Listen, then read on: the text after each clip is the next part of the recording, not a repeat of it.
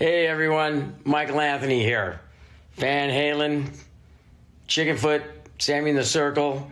But anyway, you're listening to the only podcast that is dedicated to breaking down the entire Van Halen catalog one track at a time. And the podcast will rock. Ow! Hello, baby!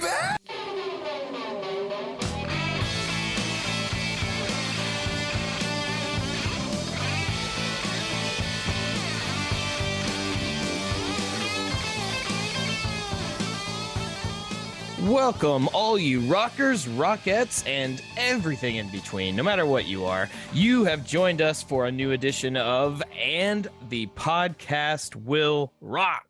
Welcome back, everybody. If it's your first time here, how'd you find us? Let me tell you what we do.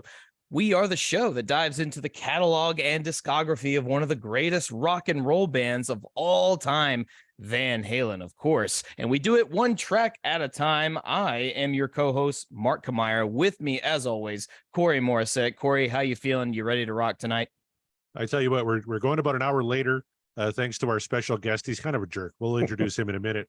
But also this special guest has me listening to a band who I'm not going to announce and an album that I'm not going to talk about. But I had to listen to that today to prep for this show we're doing. And that kind of put me in a bad mood. So, oh, wow.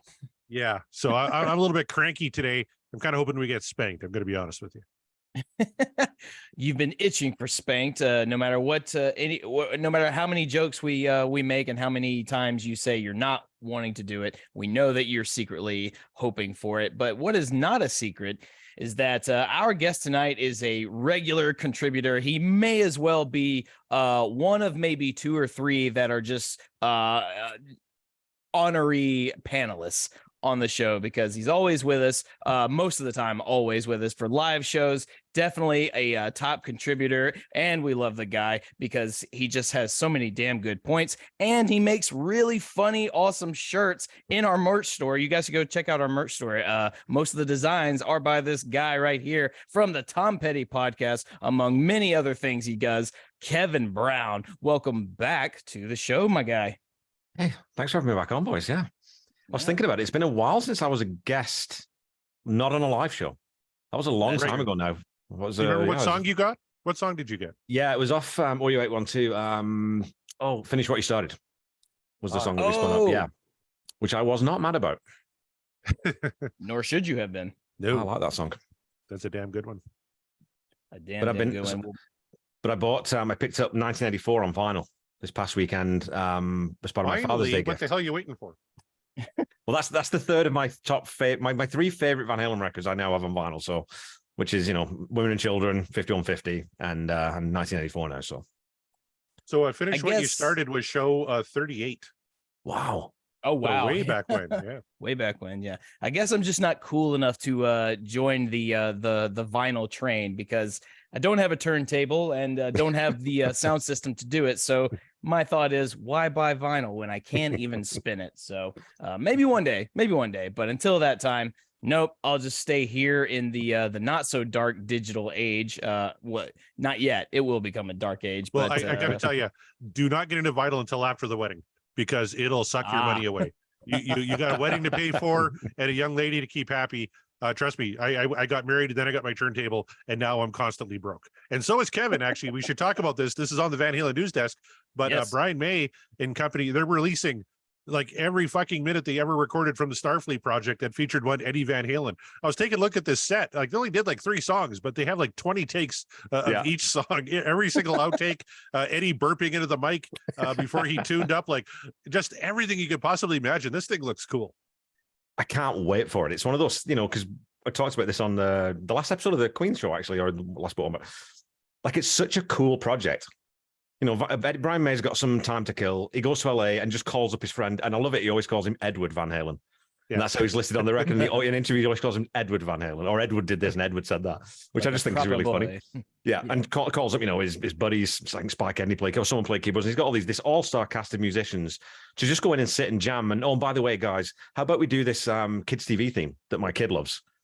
And it's just fantastic. And I'm a huge sucker for all those, outtakes and retakes, and because just I think seeing the evolution of a song, I think is always really interesting to see, because you can sometimes see, they've made a creative decision there to either drop the drums to halftime or to put a break in, or to, you know what I mean? So I just love listening to that. And so we're getting everything, and I cannot wait. Like every little thing. It's as if everyone walked into the room, they hit record and just never stopped. That is pretty impressive and pretty amazing. Like if you're a fan of Queen, regardless, if you're a fan of Van Halen, why wouldn't you check this out? Just to have the two somewhat merged together, all for the world to hear, for the world to see. That's some good stuff, man. I'm looking forward to listening to this as well. So cool. Anything else on the news desk going on?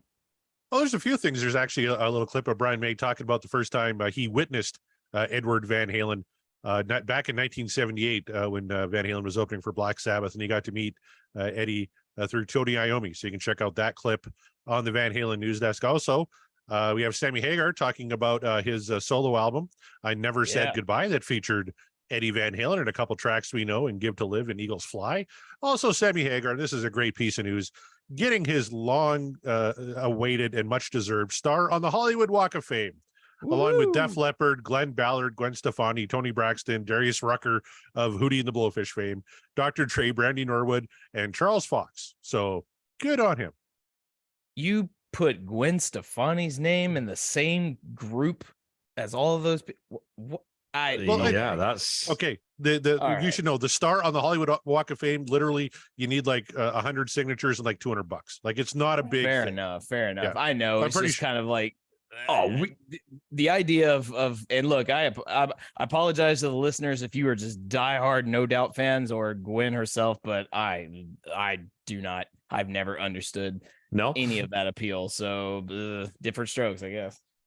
I like that first album, that first Tragic Kingdom, I think was the first album. There's some good stuff on there, but as soon as she saw those dollar bills, man, she just went off and started making pop records. And it's like, whatever. The problem with the band for me, though, is just like it was a losing battle because I'm not into ska music. And, the ska train like came and went. I just let it pass. Didn't get your ticket. Well, you know what's going to say, though, Corey, what we really should do? I mean, we've got one of Nashville's own musical legends here. If we can rustle up $200 and 100 signatures, we should get Mark Kamara a star on the Hollywood Walk of Fame. I was right there. Let's do it. Thing. Yeah, absolutely. Right? I'm just thinking of the hilarity of people walking by and go like, who the hell is that? Who's this guy? A star of the Walk of Fame is like, there I am. I made it. I did it. Like, who the fuck are you? Even funnier will be Mark Kamara sitting in a lawn chair right beside it, making sure nobody puts out their cigarette on his star. Keep moving, buddy. I'll put chicken wire around it or something, just keep people away. I'm like, put like a nice little potted plant that I'm sure my fiance will give to me. It'll be great. It'll be awesome. There you go. A couple other articles on the Van Halen news desk. Wolfgang Van Halen released another track off of Mammoth 2. This one's called Take a Bow. And if you listen to that guitar solo, it sounds a little familiar. It sounds like it came right from Van Halen 1 because he uses the original Frankenstrat, and he's running it through the same amp and the same cabinet that Eddie used on that record. So I have the album. I have it ordered on vinyl, signed by Wolfgang. That's going to be coming on release day, but I also have it on iTunes. So I was able to check that out, and it's really, really good. So a lot of good stuff. Neil Sean has a tribute to Eddie Van Halen on the Van Halen news desk too. So go and check all that out. David Lee Roth released another video. Kevin Brown, you tagged us in it, and you asked what the fuck was going on, and I couldn't even muster up a response because I had no idea. And that's been all of his videos lately. Like, what the fuck is this? That was literal same. Like, it's like I have nothing to contribute to this at all. I'm just sort of witnessing it. It's one of those things that if you saw that on your old uncle's Facebook page, you'd be like, we need to get Uncle to a facility and get him checked out because something's going on with Uncle. He's lost his fucking mind. We need to get him taken care of. Like. 100%. And our good friend Tom pointed out, Dave seems happy doing it, so I'm fine with it. And I was kind of like, as long as you're happy, Dave, go right ahead. Yeah. Oh, I'm sure he seems happy doing it. Yeah. I don't think there's a lot. I'm not implying Dave is an unintelligent man. I'm just simply implying that he's had a long and hard life, and maybe some of the brain cells he's supposed to be keeping around just aren't. So he's going to be enjoying as much as possible, whether we like it or not. And the consensus is no, we do not. But you do you, Dave. You keep on doing it. Be your weird self. We embrace the weird. You can be boring when you're dead. So weird. But, yeah, so there's that. But just to add to the Wolfgang thing, the force is strong with that one, and by force I mean just the bloodline of the Van Halen-ness runs through him greatly. So I'm very much anticipating that new record. So what say we move on over to the poll? Yes, let's do that. You're No Good is the song we covered last week. We kind of anticipated what was around 80. We kind of figured we were going to be 80 positive, 20 negative. We're pretty close. 84% what dreams are made of, 16% this dream is over. So it's actually a little higher than I was anticipating. But like you had pointed out, Mark, the covers don't seem to be real popular on the polls. So No. Pleasantly surprised it was as high as it was. Yeah, it's like you said, yeah, I don't know what it is about Van Halen cover songs that just at least for people voting in on these polls we do, it's kind of lacking. It's lacking as opposed to the enthusiasm we feel from people based on Van Halen originals. And I get that. I completely get that, but I don't know. I still maintain the idea that the covers Van Halen do are still so uniquely them that if you didn't know that was a cover, then you're going to automatically assume that's a Van Halen song. I feel like they've done that pretty well with at least all of the covers that we've covered so far on the show. So, hey, what do you want? But still 84%, that's respectable, I would say, but I want to know what everybody's talking about on our Twitter. If you want your tweet guaranteed read based on our poll, join our Patreon. That's right. We talk about the Patreon every week because we got one and because we think we can find a tier for you that will make you happy, keep you entertained. And don't take my word for it. Check it out. I'm going to go through the list of patrons right now. We got Matt Lacoste, I'm sorry, Nate from the Deep Purple Podcast, Rava Flav, our buddy Josh. You'll hear him again soon. He'll be back on the panel. Greg Zito, Michael Griffith, Chaz Mataz, aka Chaz Charles, Sean McGinnity from Meet the Geeks, Per Lineker, Scott Monroe, Ryan Powell, Jeff Brewer, and of course our guest tonight, Kevin Brown. So Kevin, I'll just ask you directly, even if you tweeted it, I'm not even going to look. I'm just going to ask you, you're no good. Yay, nay, and your thoughts. I gave it a very marginal dream is over. Aha. And so there is a tipping point for this. So I'll say the first thing is that I actually didn't realize it was a cover. And when you said it was a cover and you said whose it was, I was like, oh shit, of course it is. And so immediately I thought, yeah, of course I've heard that song. But I remember like the first million times I listened to this song, I didn't think it was a cover. Now, I agree with your comments, Mark, on the episode. You said that those first two Van Halen records, they really are one piece, right? I mean, they're taking a lot of those songs that they had, I think, in the bag already, and they split them out over two records. But I think almost all of the really, really strong tracks are on Van Halen 1. It's not to say Van Halen 2 is a poor record, but this one, the thing that tips it for me is just Dave screeching. It gets to the point where I'm like, I just can't deal with it anymore. I mean, it's okay here and there, but he does it so often. And it's like, I can't listen to it. It just drives me nuts. So I don't hate it. I don't love it. So it's just on the wrong side for me. I was trying to be a little bit, honest with myself, Hey, you should always be honest, and you are not one to shy away from giving the song the downvote when everyone else is saying, yeah, all right, that's pretty good, and you just no, and I'll tell you why, and that's what we appreciate about you, Kevin. At least you have a reason as to why.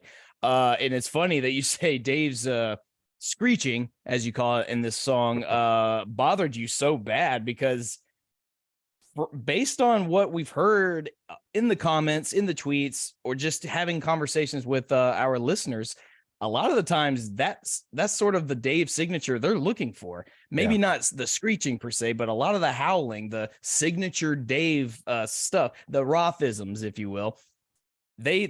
they love that shit. They are all about it, so much so that they prefer that over the sweet serenading tones of Sammy Hagar. I don't get it, but fair enough. So there you go. There's one from Kevin Brown who just very barely gave it a no. Well, let me just say that Dave's howls and screeches, they're like manure, right? Manure, when it's sprinkled liberally over a wide area in a field and it's used sparingly, it's very, very useful. It's very healthy and it helps things to grow. When it's all condensed into one place, it's just a big steaming pile of shit is all you're left with. And that's all. That's my last word on it. I won't say any more than that. Well, that is such a sweet way of saying how shitty someone sounds. So very poetic. Let's see if other people have such poetry in their commentary. Sean Geek and Fast Rep Podcast, Sean McGinnity again says, I agree with Corey. Not the strongest track on the album, but it is a track of Van Halen 2, so what's not to like? And yes, another song with another reason to praise Alex and Mikey. The high-pitched squeal from Dave is great, matched by Eddie on guitar. But it also explains why Dave lost his voice over the years, that and the cocaine. 100% agreed on all fronts, but there you go. Right off the bat, Sean hits you with the screech. He loves the screech, he says. So let's see if anybody else agrees with that assessment.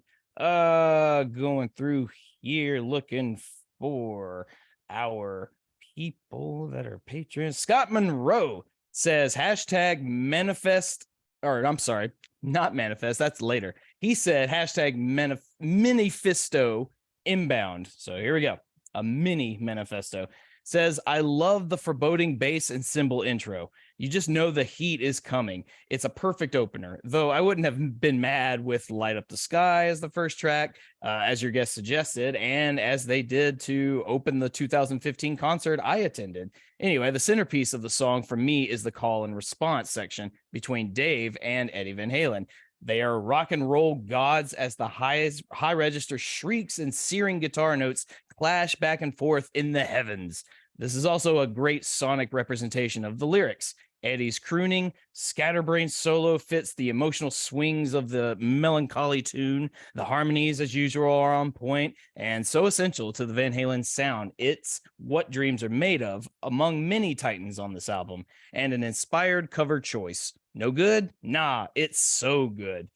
We can always count on Scott to bring us such a diatribe of poetic words. But it sounds like he was a fan. So good job there, Scott. Chaz Mataz says, I feel a sense of loss that we never had a David Lee Roth / Linda Ronstadt duet. I mean, yeah, I see where your head's at.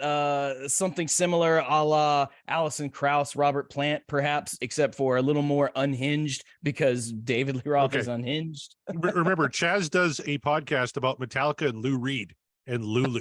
This is also true. Yeah, I keep forgetting that. That little. Now I've just got visions of. I got visions of the Billy Idol bit on The Wedding Singer. I can see Dave Lee Roth saying to Linda Ronstadt, "Do you know what the Mile High Club is?" Hey, Linda Ronstadt was a looker in her day. Absolutely. Oh, yeah. I don't know. I just somewhere there's an alternate world where maybe that did happen, and I would like to visit and listen to that album. Jeff Brewer says all-time worst intro to a Van Halen song and my least favorite tune on Van Halen 2. I think this was an odd choice for a cover tune, but this Van Halenized version is easily cool enough to avoid a downvote. I couldn't imagine any other way to lead into Dance the Night Away. Okay, so he's not crazy about it, at least in the placement of the album, but couldn't give it a downvote, which is kind of the opposite, a little bit of the opposite reasoning Kevin gave. And one of the few to say all-time worst intro. A lot of people say I'm in the minority in saying I like the intro. And the majority of the comments, actually, I think, enjoy the intro and enjoy it as the opener for the album. I think after we listened to it, Mark, you and I kind of came on board with that too. Like as an opener, it's pretty cool. It's a little different. There's nothing wrong with a little different. No. Different is good. It shows the dynamics of the band. You know, they are multifaceted. We've mentioned that before, and that I think that's a perfect example as to how to demonstrate it. So, but a couple of people brought that up though too about it like as an album opener, that's sometimes where it sticks in my brain as well. I think Light Up the Sky should be your album opener, and that song would open side 2 better, maybe. Because it is like a really, it's quite ponderous to start. Like it doesn't really, Van Halen, you're expecting to get your face melted off in the first 3 seconds, right? And you don't get really anything for the first 10. So okay, I don't know. You've got me listening to some shit right now that would open just like this, wouldn't it? Hey, whoa. But that's not party rock. That's prog rock. It's fucking something. I'll tell you that. But remember, I just watched this. I just listened to an album that I'm not the biggest fan of. You're going to hear it coming soon whenever Kevin and I decide to drop it. So be on the lookout for that.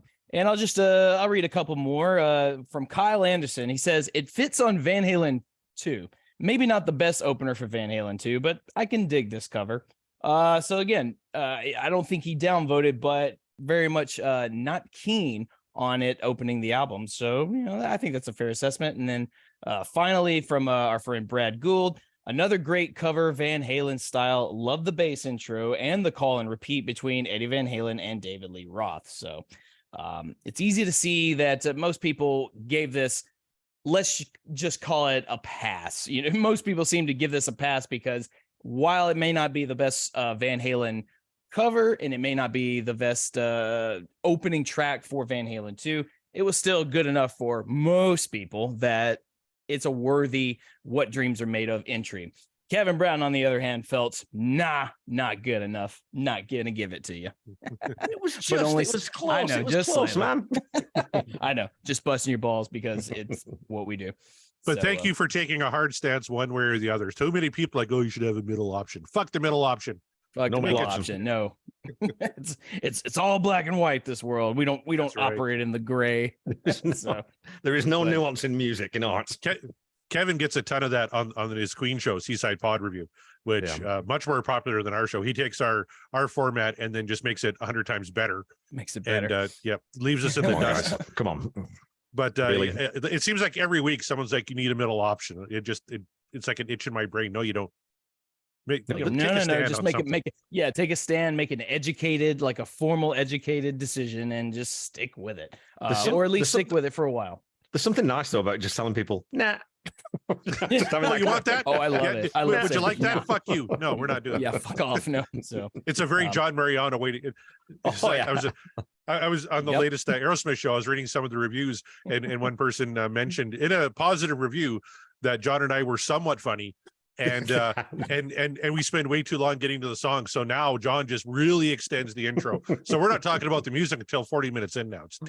It's awful. So that is, if nothing else, please, dear listeners of Podcastle Rock, head on over to Backtracks Aerosmith just to leave like something nice to say to Corey, because every time there's something negative, Mariano's going to run with it. And you hear what Corey is, what he's being put through over there, but I don't know. Oh, it's getting testy. It's getting testy over there. I don't know if I'm going to be able to continue on with that show. Here I'm amongst friends. Everybody's nice, but you got Scott and John are fire and water, and I'm in the middle like lukewarm water. Well, eventually you'll be able to make the ultimate decision when the Deep Dive Podcasting Network starring Corey Morissette comes to fruition, and you can just make all the decisions. Yeah, the CMPU. It is growing. It is vast. Mariano, your days, I'm sure, are numbered. So he's gonna relegate you just to a solo show where you rant by yourself, and that's fine. I'd still tune into that maybe once or twice. But not enough about that. It's time to get to the main meat of the show. But before we spin that wheel, it's time to do our most other favorite thing, manifest the song we want to hear. The manifestations. That's right. Take a drink, everybody. Now we have since we have a Patreon, we have a Discord, and on the Discord you can make your own manifestations. So Corey, if you don't have that pulled up, I will have it pulled up in a moment. We can look at the manifestations. Anybody manifesting anything other than Pleasure Dome? Yeah, Scott Minifesto Monroe. I'm glad he took Minifesto, which is a term I coined last week, and he's running with it. He wants one I want. And he has a little picture from Van Halen 3. So there you go. He's hoping for some Van Halen 3 tonight. Our good friend, Mr. Brewer, What I want is not the one I want. I want something with a little more incendiary. Atomic Punk would fit that bill. If there's one word to Ooh. describe Atomic Punk, I think incendiary would be it. And Perry Lineker wants Pleasure Dome, and he says, why not? He likes the song, and he's curious what everyone's problem with it. So let me be clear. And Mr. Brewer again kind of said, maybe it's the vocal delivery, 100%. The music on that song, I think, is great. And it's a fantastic drum solo on Live Right Here, Right Now, which Kevin can attest. He has the vinyl reissue as well as I do. But Sammy's not singing on that. And Sammy ruins that song for me. So just to tip my hand a little bit, that's why I'm maybe a little bit more negative on Pleasure Dome. Of course, we haven't covered it yet. I'll talk more in depth when we get to it, but I wouldn't mind Pleasure Dome because, like I said, musically, it's fan-fucking-tastic. I just want to see what your face is going to do while we're listening to it, while we get to like certain bits and when we start talking about it. Like that's ultimately why I want to spin it so bad. But that's not what I'm going to manifest. Just a quick sidebar, since we were talking about the Discord. There's apparently if we were to play the first minute of Beautiful Girls by Extreme, evidently Kevin is just ready to just eviscerate this song. And I just want to ask the man himself, since he's right here. Kevin, why? Have you Yeah, okay? My No, I question haven't. quickly back is, you haven't heard it. Okay, yeah. Listen to it. It is That's fucking it. That's was like you listen to it. it's appalling. Oh, Like, it's one man. of those songs where honestly, like so I listened to the album. Everyone's been talking about it. I thought, well, I'll give it a listen on the plane as I'm traveling to Charlottetown for my work. And I thought, while I'm doing that, I'll take some notes because, we like talking about music and I think I have half a musical ear. So get through, and there's some stuff on there that is phenomenal. Nuno's fucking Nuno, man. Like, the guy's god level. He's untouchable. It's fantastic. Some of the songs are a bit, I don't care for this one. That's okay. I don't mind this, whatever. Get to that one, and it was like, what is this? What is this? And why does this exist? Can we burn it with all the fire in the world? The lyrics are atrocious. They're juvenile lyrics. It's a great Nuno solo, but even that can't save it. The bridge, I got to the bridge. I'm like, if this is going to keep going this way, I don't think I can carry on. And I literally turned it off with a minute and a half to go, which, as a music critic, I mean, you guys got through once, and fucking how many say I, and you didn't shut it off. I couldn't listen to the rest of that song. That's how bad it was. It was brutal. Look, I wanted to shut off both of those songs like almost immediately, and the more it went on, the more angry I got. So I guess my last follow-up question to that before I make my own journey, because now I'm just so intrigued that I have to hear it. Is this how would you rank the Beautiful Girls track next to a Van Halen 3 track? Like, would you say Beautiful Girls is a step above at least Van Halen 3, or is it a few steps back? I would say that very genuinely, I would pretty much rather listen to anything off Van Halen 3. Wow, even once? Yeah. Ooh, Yeah, even it's that bad. How many say I? I'm kind of there with them. I kind of agree with Kevin. It's Oh, wow. I want to hear your opinion on this next time. Give it a listen. Okay, On you the know next what? show. Yeah, I'm gonna do some homework. And listeners, if you want to join in on this, we'll figure out if "Beautiful Girls" by Extreme is an apologies to Gary worthy moment, or if it's just fuck all of this. According to Kevin, it's a fuck it. It's when old rockers try to do something so far outside the wheelhouse and also get it wrong. This one of those songs where it's like, oh my God, what are you doing? So it's Guns N' Roses' Chinese Democracy. I don't know if it's that bad, But worse. It's worse. Very few things are worse than that, but oof. Okay, we'll put that in the back pocket. It's just wrong. It just wasn't. I honestly, like, the first thing actually I thought was like, are they doing? Is this like have they covered an Ed Sheeran or like a Justin Timberlake song here? Because it was that kind of right. It's like, what the fuck is this? Like, what? You've got this guy who can actually write good lyrics, and you got Nuno Bettencourt, who's a shredder and really fucking good band, and they're doing this. I'm out. And the last two tracks in the album are just wank. Is what they are. I can't speak on the missteps of Nuno, but as we have discovered and as we've talked about several times on this show, Gary is not without his missteps, very famously in relevance to this show, the Van Halen 3 album. But we're not going to think about that because I am not manifesting. We're so close to the end with that album, but I'm not going to do that tonight. I don't want to hear it tonight. Instead, Kevin, what do you want to manifest on the show tonight? Well, I'm going to tell you what I'm going to manifest, what I want to listen to, and then I'm going to tell you what I think the wheel's going to give us. Oh, okay. Nice. What I want to hear and what I'm going to manifest is Summer Nights, because that is fantastic song. I love. It's one of the reasons I love 5150 so much. What I think the wheel's going to give us is Josephina. That's what I think is going to Damn it, happen. no, don't put that evil out. I'm trying to just like clear it. I'm trying to clear the slate here. No, fuck, hell. We might have big jinx. Who knows? Corey, what say you? What do you want to manifest with all of your might? Well, I was thinking it's been a while since we did a Sammy song proper. Last one we did is Right Now. That was back in the 70s. I can't remember exactly what show it was. So it's been a while. So Summer Nights would be a great one. A political blues, just maybe get it off the wheel. That'd be all right.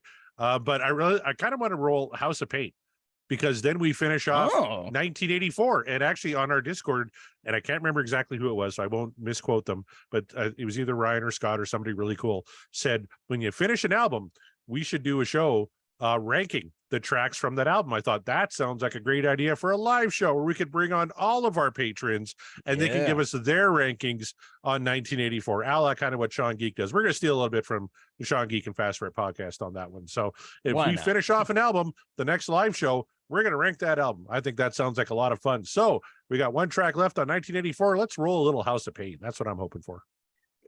Not angry at that. I would really like a track from a particular album.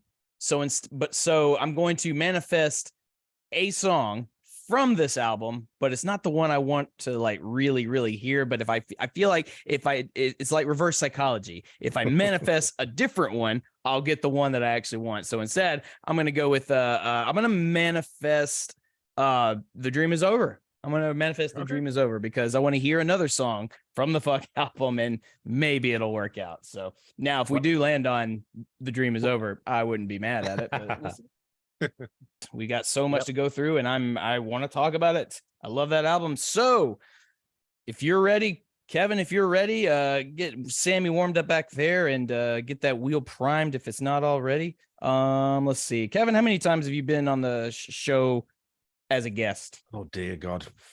4 or I think 4. I think it's 4. All right. Let's do 4. 4 primes. 1, 2, 3, 4. Okay, everybody ready? Yeah. Here we go. What the shit?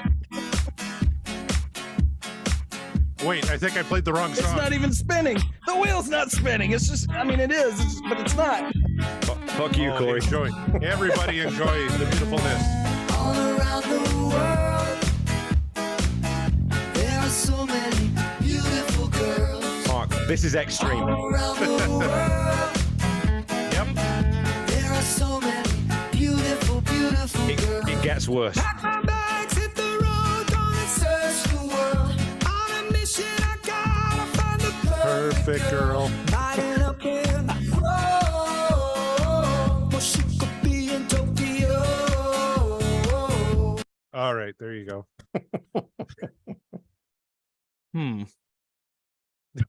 Hey, Is all he Kevin could might have say. had a point. no apologies to Gary. Fuck Gary. Yeah,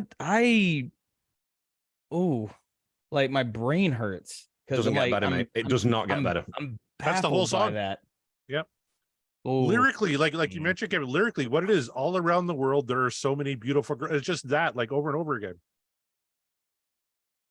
okay, so that happened. How about we spin the wheel for real so I can get that out of my brain as quick as possible? You know what? I had that all primed up, and then you had to bring up the whole fucking beautiful girl things beforehand. It was going to be a big surprise for Kevin. Damn it. Well, I just wanted to engage in an intriguing conversation, and now I'm sorry I ever brought it up. All right, let's do this for real. Here we go.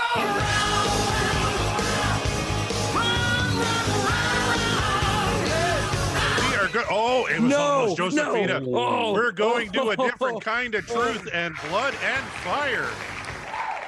Oh, That was close, Kevin. if we have We were- any we were lookers, close. you can see it, but those who can't see, you don't realize how close I was to try to jump through my screen and strangle this man. I was like, why would you do that? Oh, Man, thank God. We had a few good tracks either side of this though that we could have got. When It's Love, You Really Got Me was Got right there. Me, Human House of Being. Pain is close. Summer Nights Nights wasn't a is right million there. miles away. Yeah. Yeah. Right there by Dance the Night Away. Yeah, it's just holy shit. All right, so a different kind of truth. I haven't covered one of these in a while, Mark. It has been a while. I'm trying to think of the last track from this album that we did. I cannot recall. Going all. But the luckily way we back. have- Yeah, it's a long time ago. Tattoo. Oh god, yeah. Tattoo. It was fucking- Tattoo on wow, the it was live Tattoo. That fucking song. Tattoo, which was the 70-30 split. And I did I give that an upvote or a no? I can't really. I said Tattoo. yes, but barely. Yeah, you were yes. Yeah. I just remember not being crazy about it, but it wasn't so awful that I was like, no. But yeah, okay. So this album for me, once again, I've mentioned before, is like this one didn't really get a lot of spins. And the most I have heard from this album definitely comes from what we have covered. So I've got no particular feelings about the track we're about to listen to. I don't know if you guys have anything in particular. Kevin, anything significant about the song you want to mention before we get into it? No, the first time I listened to this album actually was after I started listening to this podcast, to be honest. Like I knew Van Halen had released another album, but as I was a Sammy guy, not a Dave guy, I was like, I don't know if I want to listen to that. And it was in my hiatus, so I'd never listened to it. So I don't really know the track. So it's going to be, I'm listening with fair. a fairly fresh pair of ears. All right, freshness. How about you, Corey? Kind of the same. Like I said, different kind of truth. I listened to a couple of times when it first came out, so I knew kind of the big ones off there, like Tattoo and Chinatown and that kind of thing. But Blood and Fire, I just remember enjoying. I think it came from the Wildlife Film Score, a song called Ripley, if I remember correctly. Little bits of it there with Alex, I think, played on that as well. So this is dated, I think, around the mid 80s, probably before 1984. The original, but that they repurposed. Of course, some of these tracks on this album were repurposed from the 70s and 80s, and which piss a lot of people off for some reason. We talked about this with Michael on the last show. Like, you know, bands dust off demos all the time and release them on later albums. Right? It happens all the time. So I don't know why people got so upset about Van Halen doing it, but. Because it's Van Halen, and people, as we have discovered through the show, it turns out there's certain parts of this band and parts of the music that people hold a little too sacredly, so sacred that any sort of deviation that goes beyond what their brains have established that this is Van Halen and nothing else, they can't be bothered with it, and it's like it's an abomination. So no, absolutely none of that, nothing different. Nothing new. It's like, and to those people, I just say, okay. I do wonder though if when it's with that kind of stuff, like this is a different kind of truth. So when you're going back to, because when was that released? Was it 2012? 2012. So you're going back almost 30 years. Sometimes I wonder if it's just like, well, we've literally got nothing else. Like if you're taking parts of something, you know what I mean? But if you're taking parts of things and working them into songs, that's one thing. But when you're going back, there's a reason why probably they didn't do anything with that back in 84. So I was a little bit on the fence about that. So I'll be kind of curious to see. And the stuff off this album that we've heard or that you've covered so far that has been based on old material, you can definitely tell. Like it sounds like, you know, older Van Halen, which is cool. Yeah. It's good to get that sort of snapshot back to those riffs and things. But I'll hold my judgment, but I'm looking forward to what this track has to throw up. Yeah, it could be intriguing or it could be very dull. I found the passage here. Thanks again to the Van Halen News Desk. Yes, it was from the Wildlife Film Score. It was known as Ripley back then, and it was the one song that had Alex Van Halen on the drums from that score. It was written around 1983, and it is rumored to have been one of the handful of songs in consideration for 1984. So, okay. Now it's called Blood and Fire, and it was released on 2012's A Different Kind of Truth. So here we go. All right.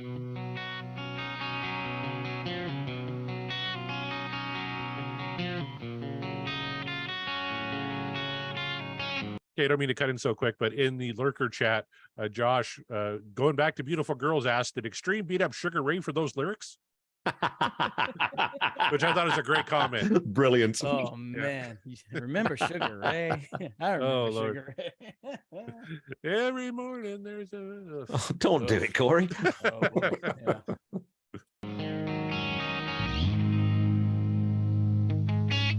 Always tell the winners, saints and the sinners down at the starting line.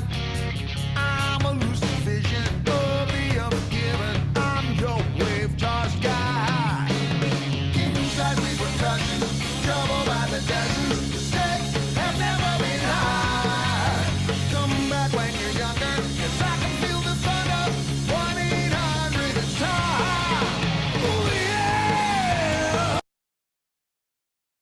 that low end is real close in the mix, wouldn't you say? Like it almost kind of at least from my headphones here, sort of buries whatever Eddie is doing, which is that's not a good start for me. First of all. Well, the production on this album generally has been something I think you guys have commented on lots. And it's something, again, when you listen to it, it's not great. Like, who did produce this one? This was Van Halen largely, but John Shanks worked on it as well. Okay. Yeah, it's been a while since we had covered from this album. So yeah, I had completely forgotten that the production was lacking, so to speak. I always like the production on this one. It's just, well, like you said, Eddie's a little behind in the mix, but I wasn't really mad at it because I was digging the groove. I was also trying to find a good lyric site because the one I was on was nowhere fucking close. We almost had another play splat and bone moment. Just go to just Google, man. Just straight up Google. What I would say musically though is it's cool. Like at first, I like the way it started because it's got shades of little guitars. It's almost got that picked sort of staccato kind of thing that Ed's doing. I'm liking that side of things so far. Musically, I think it sounds pretty damn cool. And it's in that range where Dave's not having to stretch too far where he can't hit it. They're sitting in that mid range where he can actually sing there, or you can get the take close enough in the studios. There you go. Yeah. But it is reminiscent of Diver Down leading into 1984, isn't it? It kind of gives you that I think Van Halen Newsdeck said it's kind of like, driving around with the top down and, your arm out the window, cruising around on a summer night type vibe to it. Yeah. So. Yeah, definitely. We came through blood and fire. We came through blood and fire. Now look at all of the people here tonight.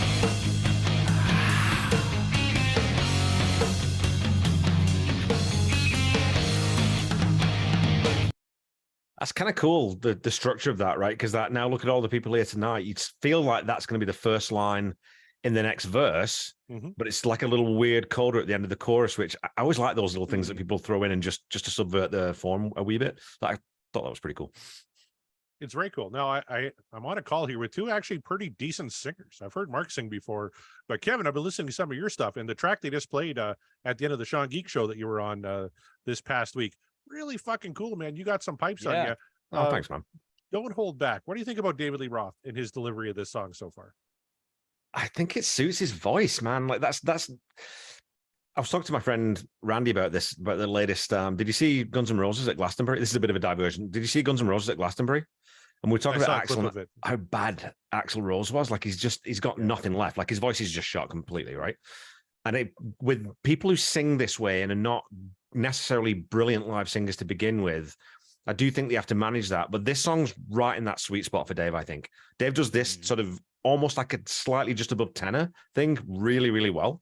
And when he leans into it, it sounds fucking cool, man. This sounds kind of like old Dave Lee Roth, like he's not. So I think vocally, yeah, and it's great. I'm enjoying it. There was a little crackle a bit on that chorus on Blood and Fire that it felt like things were kind of fall apart, but he recovered nicely. I would say I would completely reiterate everything Kevin just said. One exception though, it's if he was trying to do a lot of the old Dave stuff, a lot of the howls, a lot of the like no shrieks chance, and whatever. Yeah, like you would have lost me. He'd have lost me on this track. Yeah. It was like, stop doing that. That you can't do that at this point anymore. And also, it would not fit in the song. And because for a moment there, I could not.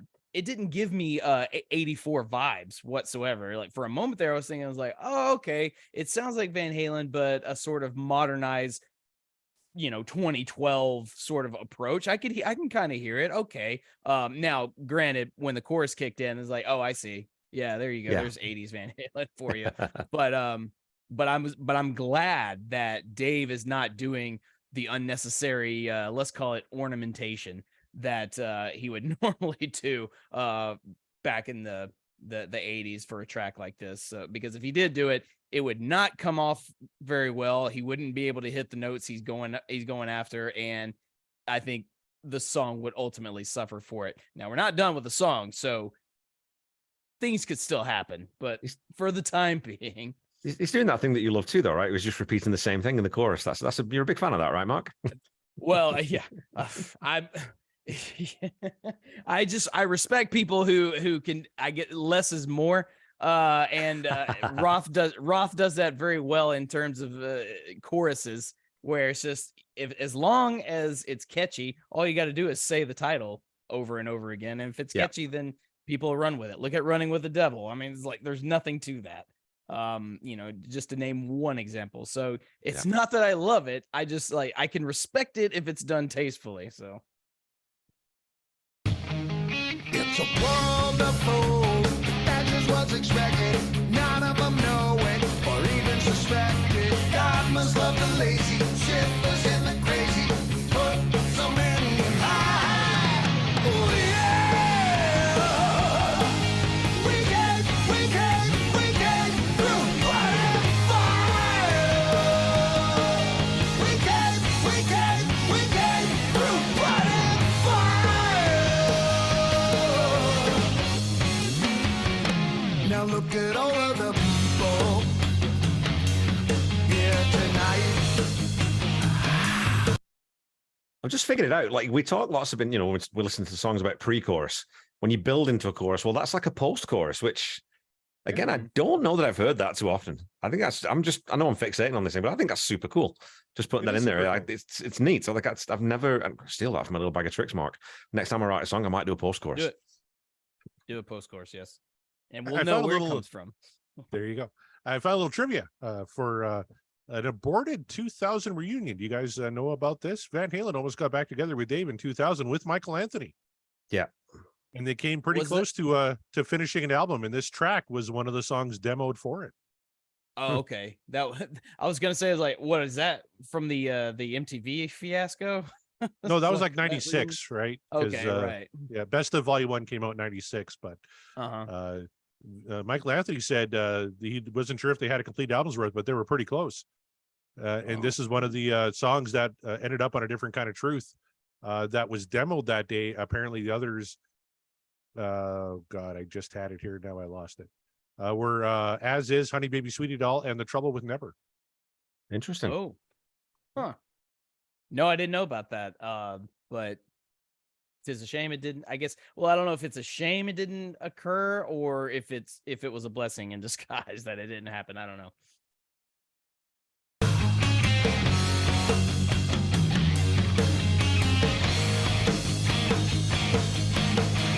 Forgotten empires, lost victories long past.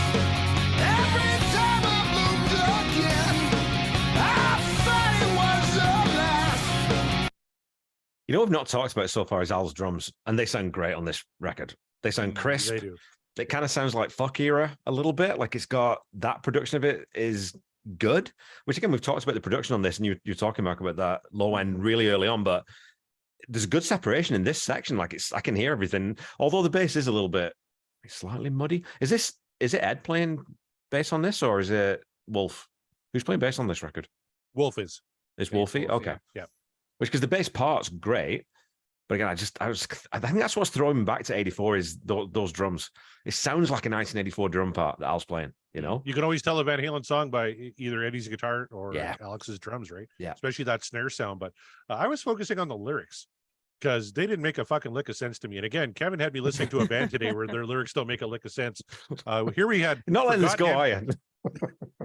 Forgotten Empires, Long Victories, Long Past. Every time I bloomed again, I thought it was the last. And then something crazy happens, and boom, I'm doing the victory dance. Well, you know what he's talking I about there, mean- Corey. He's talking about the the sort of transitory nature of success and victory, Oh, okay. especially as opposed to a 14th century Roman battle. Because when victory is assured and we think we've won, then actually we've only won part of the battles. I don't fucking know what he's talking about. Well, that is very pretentious of you, Mr. Brown. Thank you. Hey, don't look at me. Every time I try to bring up Dave's lyrics, everyone just counters with, "Yeah, but up for breakfast though," and I'm like, "Oh my god, okay." Every time. You know Two what? things Sometimes, can be true. Up for breakfast can suck, and these lyrics Yeah. can also potentially suck. but lyrics don't have to necessarily be narrative either, right? They can just because Sting does this quite a lot, where like "Spirits in the Material World," you listen to those lyrics or read those lyrics, like the fuck does this mean? But the You're cadence of them, the way he sings them, They fit, and that's Dave. I'll give Dave that. Even He when does his that lyrics don't very make well. sense, it fit. They melodically they just work, right? Yeah, Where the he syllables are does that very placed well. and that kind of stuff. So Yeah, I 100%. mean, That's a strength. my one of my favorite bands is Deftones, and if you ever looked at Deftones lyrics, you might think like, I don't know what the hell Gino's talking about right here. It's like, no, and you don't have to, because it's the way that Yeah. he's singing it, and it's the cadence at the end of the verses and it's the choruses. It's what he's doing. It's not so much that the words are supposed to make sense to you. Yeah. It's just listen to what he's saying or how he's saying. So in that regard, I can forgive it sometimes. Sometimes I can forgive it, but I have to at least acknowledge when shit is wacky. I let Corey do it first, and I'm glad he did it first, because like eventually it was going to come out. But yeah, And then something crazy happens, and boom! I'm doing the victory dance. Told you I was coming back. yikes. Say you missed me. Say it like you mean it. So Okay, calm down. that, Getting man, a little Calm darker. down, dude. Yeah. Yeah. told you I was coming back. Little scary. I told you I was coming back. Doop dop doo doo bop. Like, oh God, not that, please, Dave. No, not that again. It was the creepy told you, the whispered told you after that, right? Told you. Told you. Told you I was come back. Told you. Yeah. He's like, say it like you mean it. Like, oh God. my What do God. you? What's?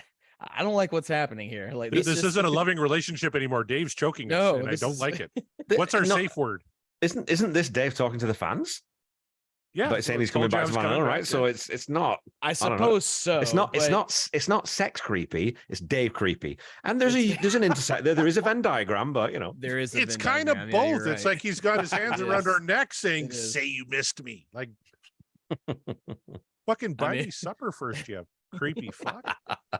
It's like, no, he said he came through blood and fire, so you have to listen and watch his victory dance. He's gonna dance right in front of you, the victory dance. It's just like maybe That was that maybe thing he was that's- doing at the house. Yeah, he was doing the victory. yeah. dance. He's doing the victory dance, and he's it's like, y'all missed this, didn't you? You missed it. Say it. Say it like you mean it. The ba-ba-doo-da, sad and lonely. Wait, that's a different song. And yeah, it's like, no. Blood and Calm down, fire Dave. he could just be doing a raw, a medium steak on the barbecue. Good. Maybe we're reading too much into this. Yeah, Dave's a it's like, barbecuer. we've been going about this all wrong. It's all about cooking. Yeah, this song's about cooking. It's Dave's up don't for say that. breakfast. Somebody on Twitter is gonna rip us now. It's not about cooking. If you knew your Van Halen trivia, you would know. Just insert gif of just Fuck off, we're drinking, we're having fun. Here we go. Yeah, You're gonna shut get the a fuck great up. fucking guitar solo here. all right.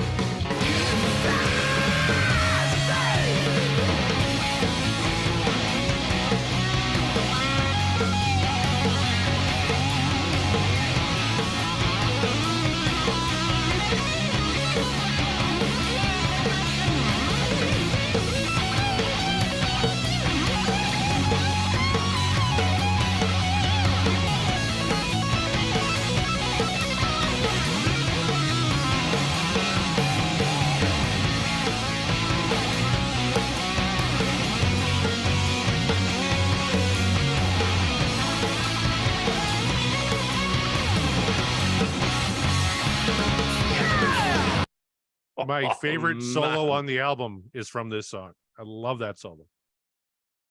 I'm going to throw something out to you, Mark, quickly. Okay. That sounds to me like Eddie Van Halen. If Eddie Van Halen had to go play a solo on a GNR record and he had to kind of play a bit like Slash, because it's super bluesy. He's not like he's putting all the little flourishes, like the little up the neck. He's putting all that stuff, and he's putting those little flourishes in but the notes he's playing and the sort of the choices around that's just pentatonics, which he doesn't always necessarily stick to, which is super cool to hear because it fits the song, but it's not a typical Eddie solo to my ear.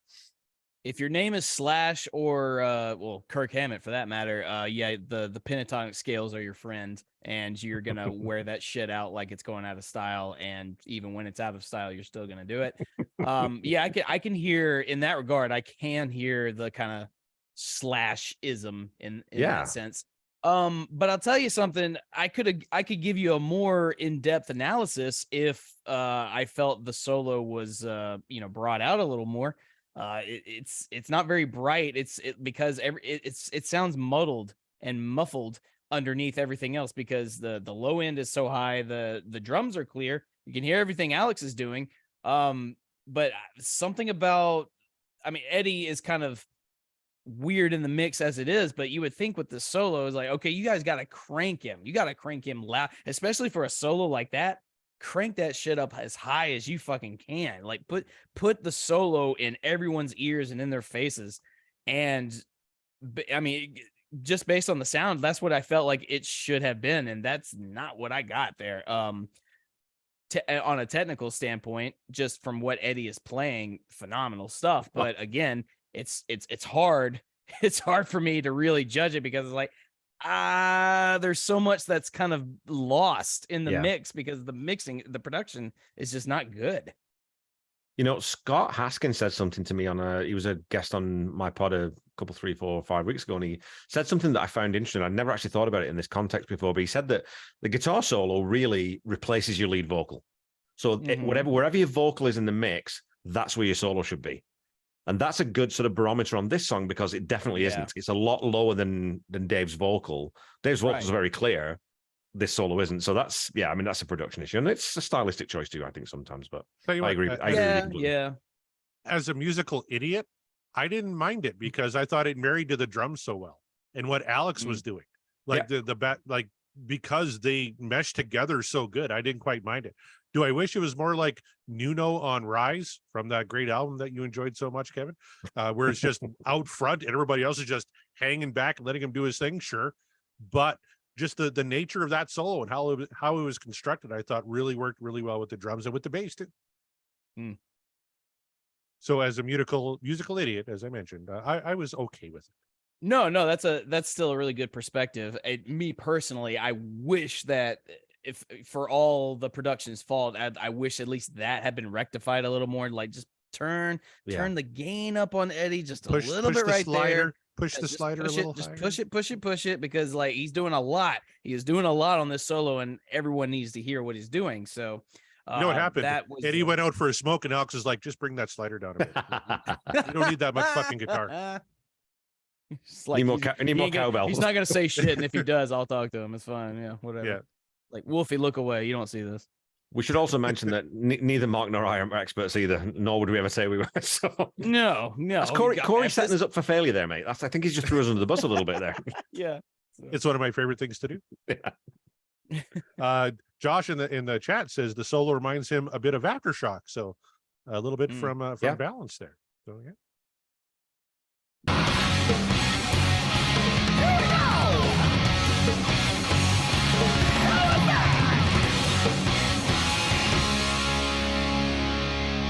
I'd be okay if they took Dave's slider down a little bit. Yeah, especially on that little bit. Yeah, you go tell him that. Good fucking luck, yeah. Can always tell the winner, saints and the sinners down at the starting line. Oh yeah! We came through blood and fire. We came through blood and fire.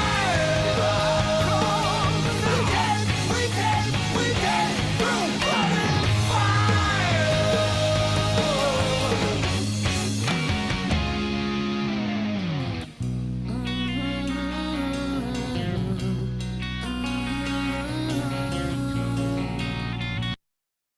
Just love those bell hits. Al, man, it's just so good. It's so Alex, right? His cymbal work is so fucking good. so good. Like as a drummer, right?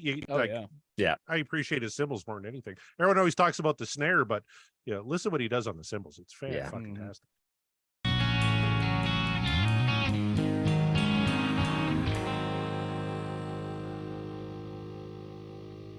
And there's that little guitar thing that I was talking about. That progression, that little chord chase, and ending on that big. I don't know. I think it might be a seventh, right? But that's little guitars to me. That's always throws me back to. So that's why I always kind of land with this stuff that's written earlier. Mm-hmm.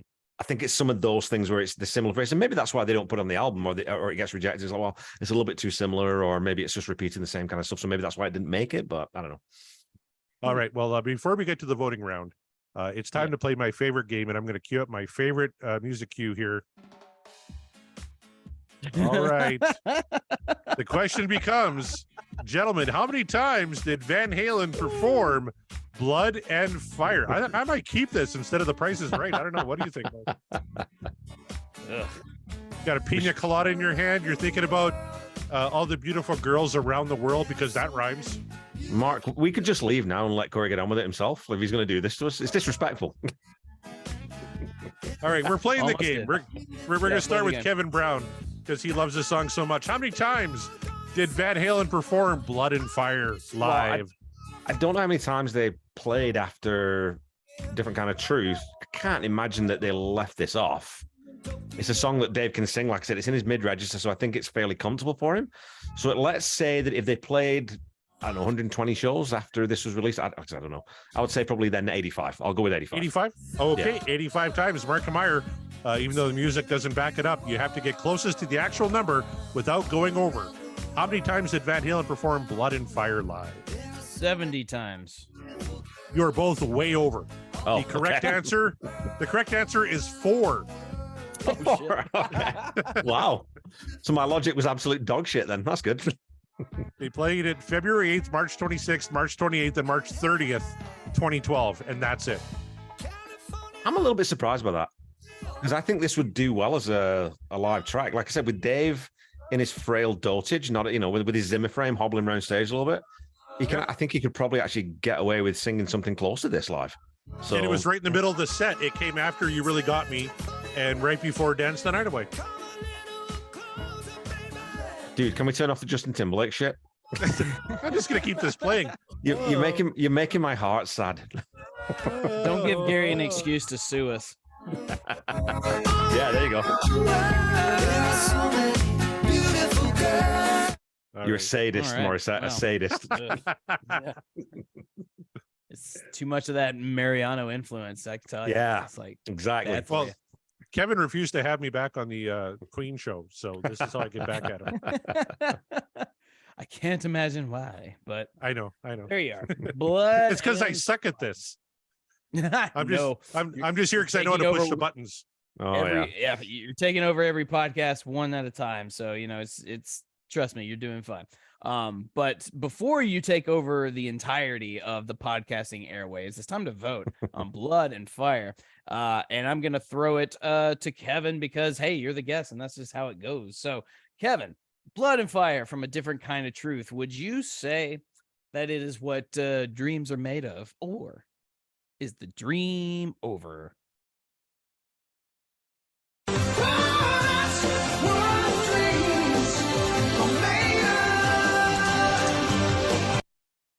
Yeah, man, I'm just basing this off the song itself. The mix is pretty bad. Like you said, Mark, it doesn't sound great, but there's enough there for me to really like this song. I think the lyrics are weird, but they're fun. They're throwaway. They're interesting. It's party rock Van Halen. I don't know. It swings. It's cool. I like it. It's a good song. Well, there you go. Short and sweet, just keeping it right to the point. Didn't want to get into a mini manifesto like some of our other listeners. Fine, respectable. I can do that if you want me to. Well, now let's hear what Corey has to say first before we go into that. We do have a Discord though, and if you guys want to jump in on the Discord for the show, join the Patreon, and you can do that, and you'll have all the manifestos you could possibly dream for or not dream for. Either way, speaking of dreams, Corey, Blood and Fire from A Different Kind of Truth. Would you say that you would agree with Kevin and that it is what dreams are made of, or was the blood a little too messy and the fire just completely snuffed out any of your enthusiasm?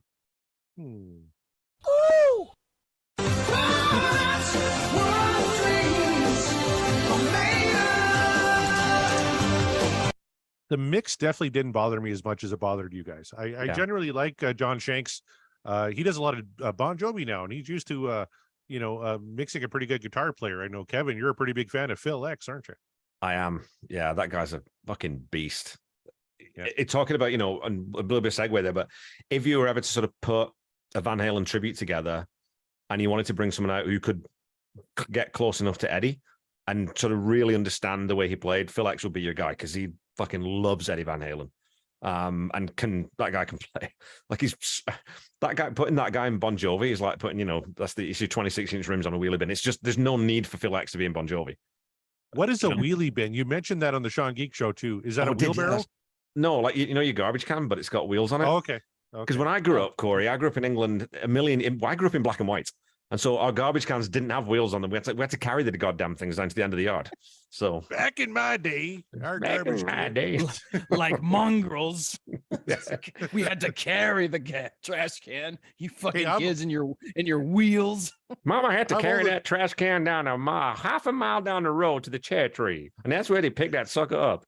And in Saskatchewan, it was minus 40 with knee-high snow. Uphill both ways. Yep.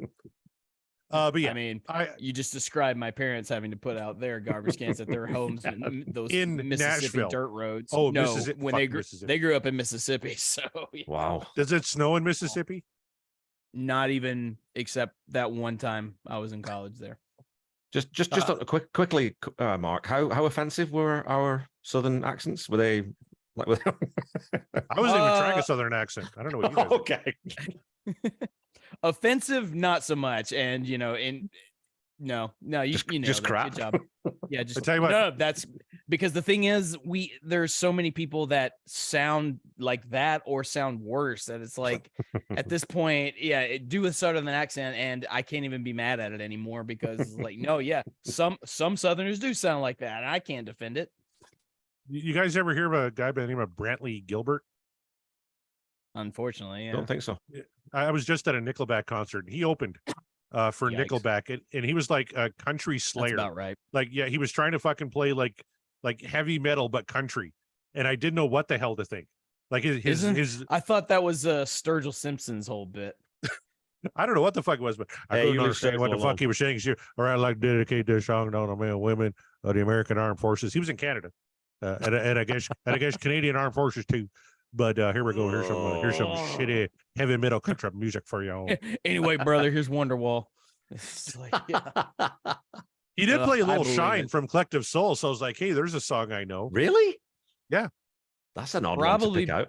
I tell you what, It's, here's something for well, you, Kevin Brown. Nickelback, Brantley Gilbert, and the other country bumpkin, some John Ross or Josh Ross, they all did Copperhead Road by Steve Earle, and it wasn't that bad. Fuck off. It would have been terrible. Maybe I just love Fuck it, that song, and I was so happy there was a song I liked. Yeah, I'm but a big Steve Earle fan.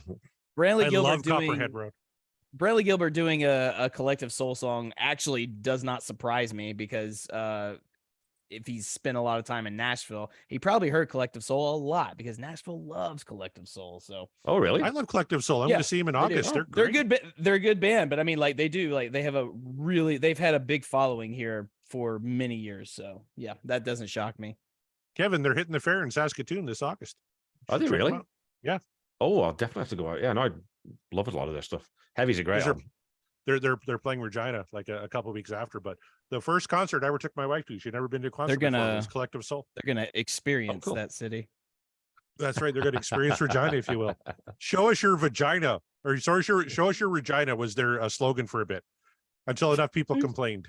Rhymes So with no fun. complaints. Yeah, the city that rhymes with fun. But anyway, I liked Blood and Fire. Mark, we should get back to the voting. Blood and Fire, Mark and Meyer. Is this what dreams are made of, or is the mix too bad and the dream is over? This is why I was stalling. Oh boy.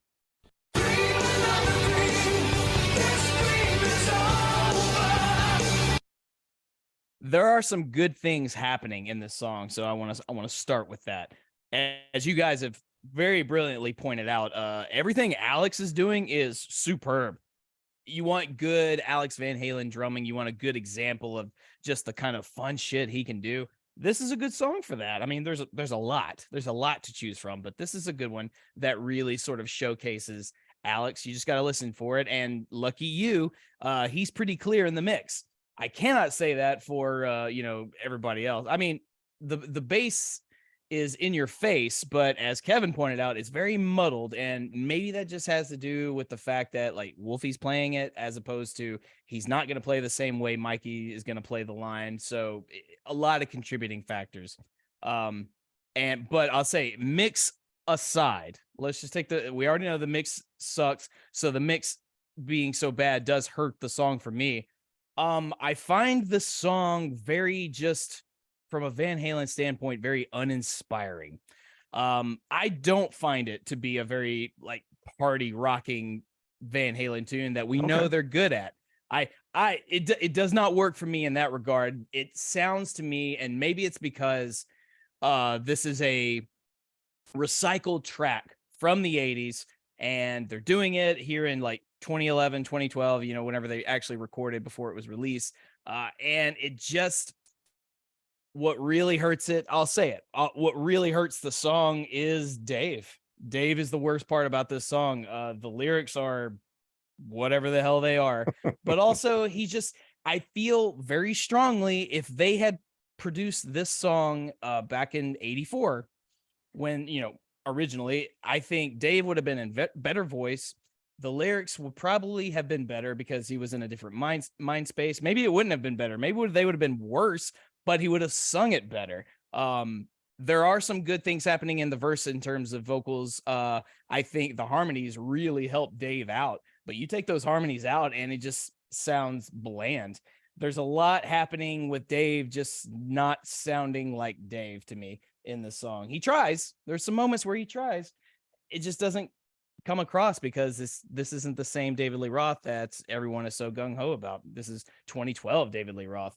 I can't say anything bad about everybody else in the band because everyone's playing all right. The bass is muddy. I'm not a fan of that. I would have really loved to have heard this solo, the Eddie Van Halen solo, kicked up a few notches. I think that solo deserved to be really in your face and you like listen to what's happening here. But because it wasn't, that hurt it.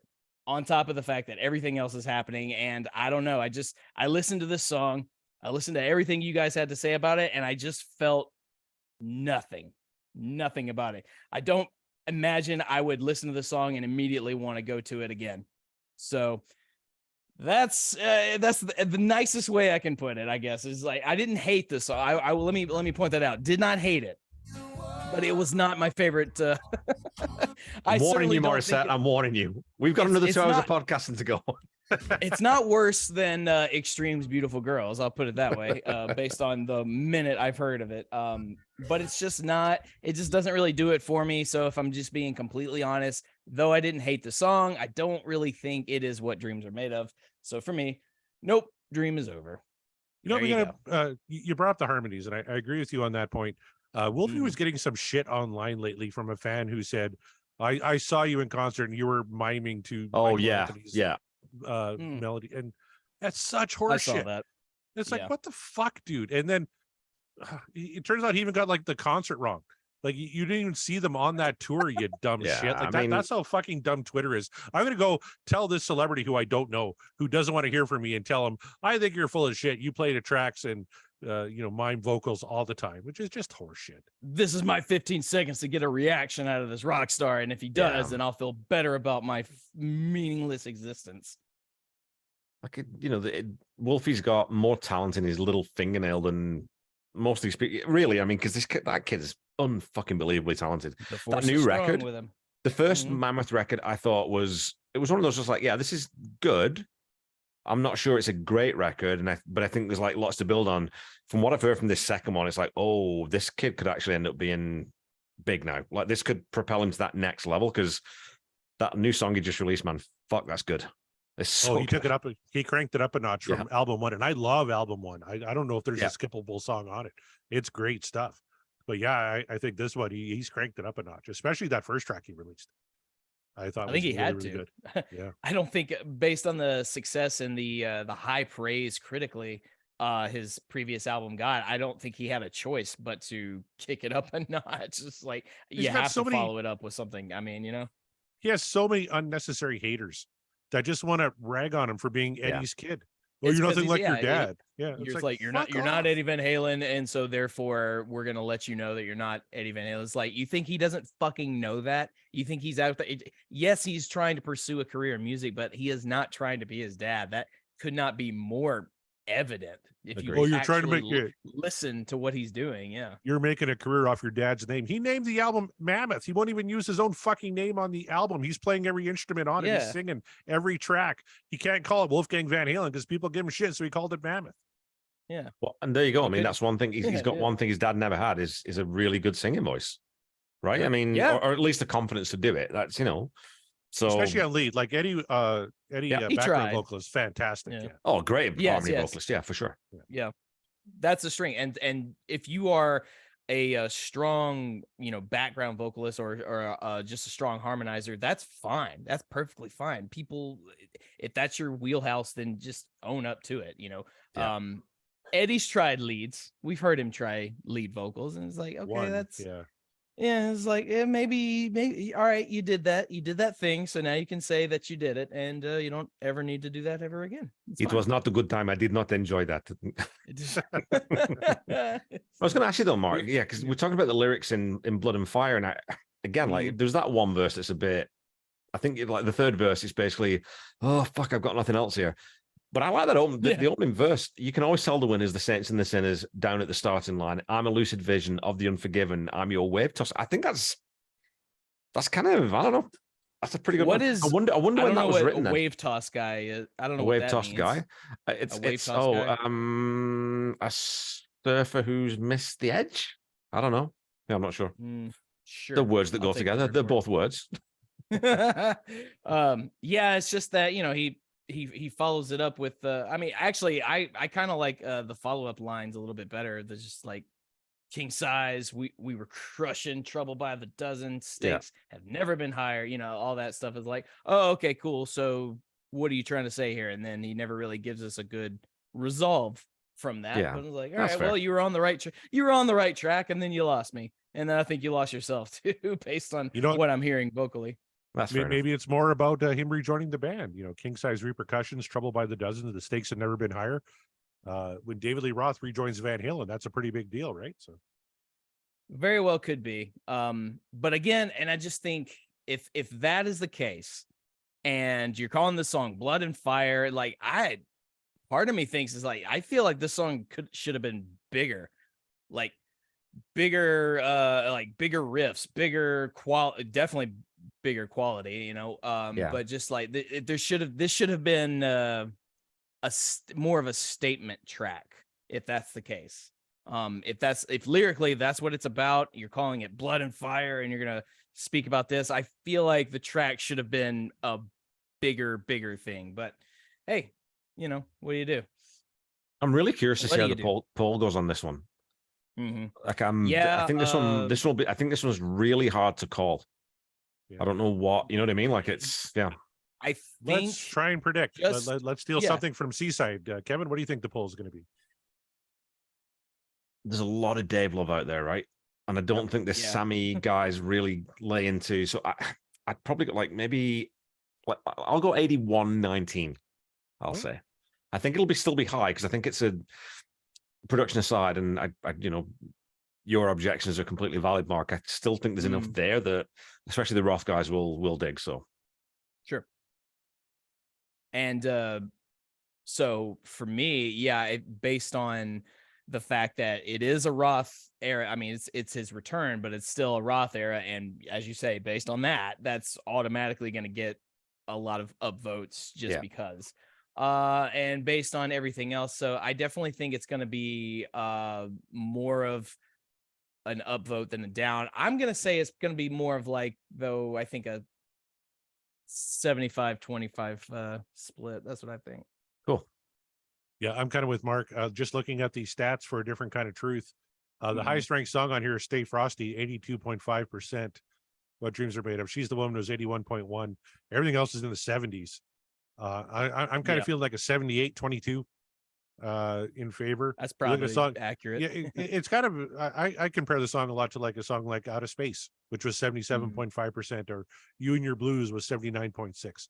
Chinatown, which I would put above this song, was only 76.9. So I'm kind of surprised, yeah, that Chinatown didn't get a higher vote considering the other tracks. But yeah, what are you gonna do? I'll say So honestly, yeah, that's this might Good. be my favorite song that in isolation might be my favorite track from this album so far. To be perfectly honest with you, oh well. oh wow. I don't know. I'll have to go back and through and listen to the whole thing again, but it's the only one where I've been like, I think this might actually end up on my playlist. So You sure it's not Honey Baby Sweetie Doll? You sure? no, I like that song. Fuck off. Oh, I'm gonna I play know, Beautiful I Girls know you again. do. Here we go. You were gonna do that anyway, there's a I'm sure. fucking leave button. Ugh. Hey. I weep for the next recording show that Kevin and Corey do together, where Kevin's in control because Corey's gonna be in for a whole world of just misery. You But, should see what he made me listen to today. That's all I'll say. Well, Hey, there you go. You guys tune in. I do believe that the choice of artists was kind of a group effort. I don't think I made you listen to anything, my friend. Yes. I didn't realize they Don't had you put all albums this on before the me. one I liked, though. I know, what a revelation that is when that happens with bands. And look, it's gonna happen. You're gonna fall into, like, Van Halen. There's gonna be an era of Van Halen you're gonna really love, and you're gonna completely forget that there were multiple eras of Van Halen because they were around for a very, very long time. And whatever your era is, obviously the bias is gonna go that way. So I'm sure there is someone out there who is in love with a different kind of truth and says, like, this right here is peak Van Halen. So, and if you are one of those people, or if you're in the masses, let us know. Head over to our Twitter at Podcast Will Rock and tell us how you feel about not only a different kind of truth, but also the song Blood and Fire. You heard our votes, 2 yays and a 1 kind of meh. I downvoted, but it was more of like meh. It wasn't of, oh, this song sucks. It was like, no, it's just kind of like, I felt nothing. But don't let my vote influence you. Tell us how you voted. So there you go, you guys. Another one in the books, another track down, and one step closer to the final destination. But we're not there yet. We still got quite a few. Kevin Brown, it's always a fun time when you're on the show. It's always a good time hearing your thoughts, your perspective. You're, like I said, you're an honorary member of the show at this point. Like, there's a small handful of you that I would consider, and you're definitely at the top tier there. So thank you for being on the show. Thank you so much, man. Anything you want to plug and let the people know what you got going on? I think you, like Corey, are trying to take over the podcasting waves. Let them know.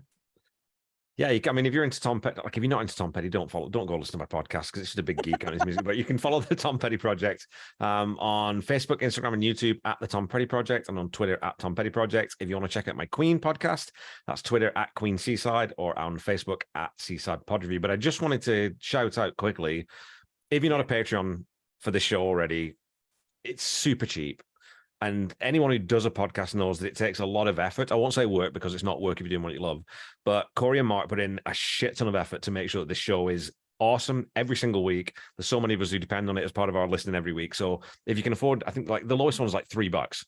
Go throw in $3 a week, a month or something. Like, it's super easy. So yeah, go support really cool people doing really cool shit. Thank you, man. Yeah, you heard Kevin. Don't spend your $3 on that tall size from Starbucks, because $3 is probably the cheapest one you're gonna get, and that's not cheap for coffee. So say nay to that and join our Patreon. We will definitely have a tier that is right for you, and if we don't, let us know. We'll make it. We will absolutely cater to you. We are not above it. So if the money's right, we'll do just about anything. So don't threaten me with a good time. Just show some support. Help us keep the light on. And if you don't want to contribute to the Patreon, cool, you can still support us. Go to podcastwillrock.com. We have a merch store. As a matter of fact, a lot of that merch designed by Kevin Brown, our own Kevin Brown, because sometimes we say absurd shit on the show, but it's funny, and Kevin will make a shirt out of it, and that makes it even funnier. And so you should definitely be in the know. You'll be a part of like a secret group. You're in the know. And when people ask you what that shirt is all about that you're wearing, you go like, you have to listen to this podcast and then you'll know. So, spread the word, you guys. People love crazy shirts, but they really love it when they're in on a secret that nobody else knows. So buy a shirt, buy some merch, keep the secret safe, but spread it very subtly. It's not like Fight Club where you don't talk about it. Like, no, talk about it. Let people know, because people like Van Halen. There you go. So, Corey, would you please let the people know where you are dominating the podcast airwaves these days? Yes, you can find all your favorite shows on the Deep Dive Podcasting Network, featuring myself, John Mariano, and Scott Haskin, doing a little show called Backtracks Aerosmith Revisited. John and I also do a show called Backtracks Theme Music, where we're breaking down our favorite songs from our favorite movies. Scott does his solo show, Uriah Heep, the Magician's Podcast, which is about ready to wrap up. So go back and check that one out. He's getting very close to 100,000 downloads. So good on him. Woo-hoo. Go check out that show. We have our good buddies Nate and John at the Deep Purple Podcast, The Simple Man at Skinnerd Reconsidered, Terry T-Bone Mathley at T-Bone's Prime Cuts on the Other Side, Rye at Sabbath Bloody Podcast, Paul, Joe, and David at In the Lap of the Pods, Andy and Matt at Hawk Binge, Eric and Jonathan at Maiden A to Z, Daniel and Josh at Diary of the Madman, the Ultimate Aussie Podcast, Ben and Sam at Universally Speaking, the Red Hot Chili Peppers Podcast, George and Hattie at the Judas Priestcast. Man, did they have a great June. Go back and check out George and Hattie at the Judas Priestcast. They are fucking killing it over there. Had a great Pride Month. Great content all the way through. Go check out those shows. Clay and Riot North by South Podcast. Greg and Jonathan at So Far, So Pod, So What? Our good friend Kevin Brown at the Tom Petty Project, and with his good buddy Randy Woods at Seaside Pod Review, Quinn at N Volume for All, Sav, Nick, Steve, and Mark at the Rock Roulette Podcast, and Chaz and Greg at the Unfortunate Regarding Lulu. I still haven't decided if I'm going to go on their final episode or not. He put out the call to everybody on the Deep Dive chat there, Kevin. So you could join that show, that final episode, if you want. I don't know. Which way are you leaning? Yeah, I was thinking about it. Because I'm not a huge Metallica fan, and I'm definitely a Lou Reed fan, but listening to that album, it's very interesting. And I definitely have things to say about it. But I don't know if I want to go on and just trade. I should just go on there and I should just join the cult of Mariano and go on there and just create fucking havoc, right? All right. Look, Other shows. It's Chaz's podcast, so chances are, it's going to be just chaos anyway.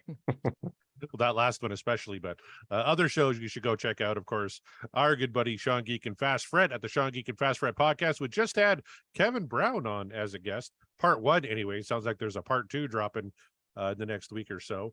Also, You're All Doomed, a Friday the 13th podcast, the DLR cast, the Bogus Otis show, Pod of Thunder, the recognized symbol of excellence in rock and roll podcasting, Booked on Rock with our good buddy Eric Senich, Dissect That Film, and Three's Company 2, a rewatch podcast. I think that's all of them for now. Kevin and I are working on a top secret project. We're not ready to announce it yet, unless Kevin's ready to drop the ball here. I don't know. Are you ready? Wait. Is it a podcast dissecting Top Secret, like the movie? Because that's awesome. I wish.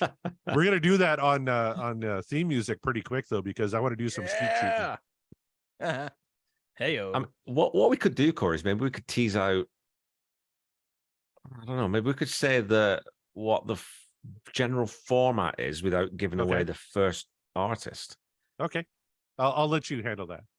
So what we decided to do is, because we're on, you've got your Van Halen, Aerosmith, I've got Tom Petty and Queen. So we're locked into one artist. What we thought would be kind of nice to do is have a show format where we could cover multiple artists. So the general idea is that we take an entire discography and each episode is a half of one album. So let's say it was Bryan Adams, let's say, we do the first side of Reckless, the second side of Reckless, the first side of Waking Up the Name, the second side. And what we're going to do is we're going to so we've got this little formula, which we can tell you about when we launch, how we're going to score these things. And it's on 3 criteria. And then we combine our scores, because what we're looking for is what is the best album in this artist's catalog. And it's very scientific, obviously, right? Yeah. And we've got a little twist in there too, that sort of to decide what the next artist is that we cover after them. So each season is one artist. So it's a lot of fun. And yeah, Corey's been exposed to some stuff that I know has been a little bit challenging for him so far. So it's great. To put it lightly, yeah. Great is not the word I would use, but yeah. I'm looking forward to brighter days. That sounds fun, man. That's gonna fit in right along the Deep Dive Network. It's gonna fit along with I think fans of our show will really appreciate that. If nothing else, it's to hear you two jokers just go back and forth at one another, and that's always good fun. So yeah, be on the lookout for that, you guys. I'm sure more details will come in time. So soon or later, but more likely soon, Corey and Kevin both are just going to just dominate the podcasting game, and there's nothing you all can do about it except for to sit back, listen, enjoy, and accept. And that's kind of what we hope you do here. Like, listen, we love Van Halen. We're not experts. I have to point that out every time because it's important for you guys to understand. If you don't know already, we are not experts. We are not rock historians. We are just simple fans going through a journey, and a lot of you have been taking this journey with us, and it's been amazing. It's been awesome, and we're still going. So just bear in mind that sometimes when we make guesses, assumptions, or have informative things to say, it's all doing it from the fans' perspective. Okay, we're not gonna insist that I know exactly what Ted Templeman was thinking the moment they recorded this because I just am that good. No, I'm not that good because I don't know. I wasn't there. That was a little bit before my time, but I know what the end result was. So there you have it. That's what we're all about. So join us next time. Go share with your friends if you haven't already. Tell your people about it. We are not the only Van Halen podcast in existence, but we are, I mean, we're at least a higher tier one, I like to think. So tell your friends, tell your family, people who love Van Halen. It's like, hey, you should check out this podcast from these guys who listen to it and see if you absolutely agree with what they're saying, or if you just hate them so much that you must email them lengthy emails to tell them how much they're sucking. Either way, bring it on. Or just come at me at Mark the Bat on Twitter. I will gladly tweet spar with you just because I don't care. So on behalf of Corey, Kevin Brown, our guests, and myself, we are And the Podcast Will Rock, and we will rock you later.